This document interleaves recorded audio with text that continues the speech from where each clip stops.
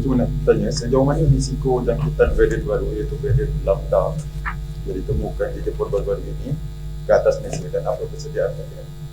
Ya, silakan dulu. Varian Lambda, ya. Jadi yang pasti banyak lagi mutasi akan berlaku. Kita lihat sekarang ni, mutasi berlaku kerana ada jangkitan. Apabila jangkitan, virus ini akan masuk ke paru-paru kita dan membiak dalam paru-paru. Dan kalau banyak pembiakan berlaku, maka banyak kemungkinan mutasi akan berlaku.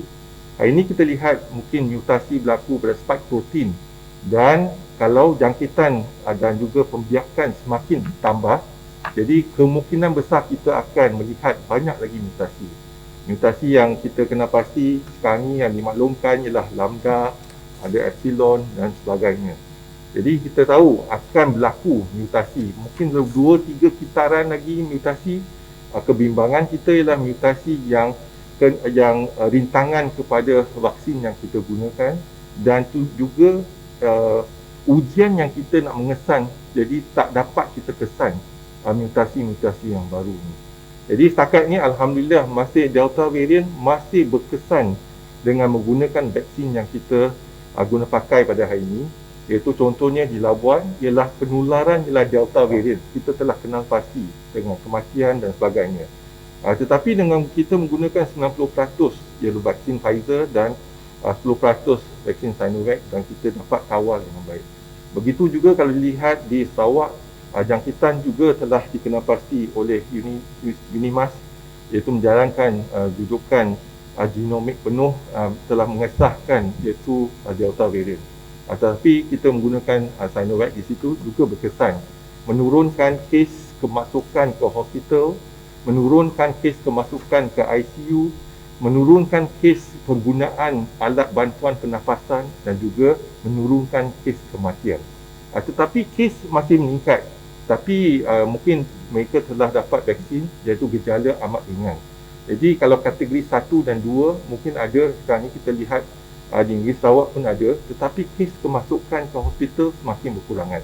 Itulah sebabnya kita nak gunakan konsep iaitu mengurangkan kes keupayaan hospital kita dapat menampung sakit-sakit tersebut.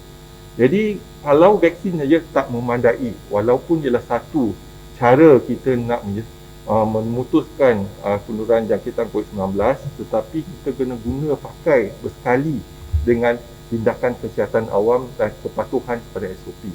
Dan hari ini kita lihat kita kena perketatkan kawalan sempadan kita, iaitu pastikan mereka yang kembali dari negara-negara yang telah dikesan ada penularan komuniti Lambda variant berasal daripada Peru, banyak negara-negara di Amerika Selatan telah dijangkiti, dan juga negara lain juga ada dilaporkan. Jadi setakat ni Malaysia, negara kita masih belum kita kesan Lambda variant, tapi kita akan tingkatkan lagi keupayaan kita untuk menjalankan jujukan genomik yang penuh dan pengesanan.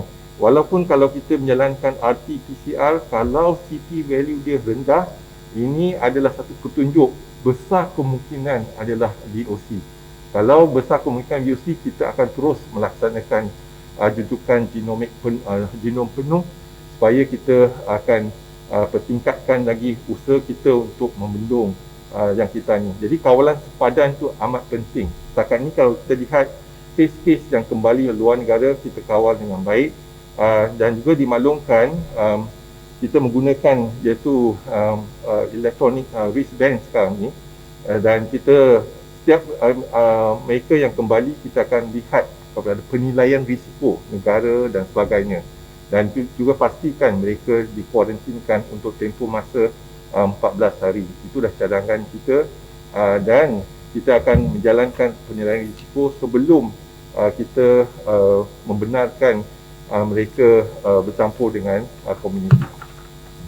Tambahan kepada yang bagi Tan Sri Digi maklum tadi, kita ada guideline ataupun peraturan mereka yang balik dari luar negara, iaitu border control terhadap varian-varian baru ni. Jadi sebenarnya apa yang telah kita lakukan, kita masih lagi menguatkuasakan peraturan-peraturan di pintu masuk antarabangsa, di mana mereka yang mengembara balik ke Malaysia, mereka mesti apply 7 days before coming back untuk mendapatkan sama ada boleh kuarantin di rumah jika sesuai, ataupun mereka terpaksa di kuarantin di hotel ataupun pusat yang digazetkan, di samping dikenakan peranti perintah yang dikawal ataupun boleh monitor.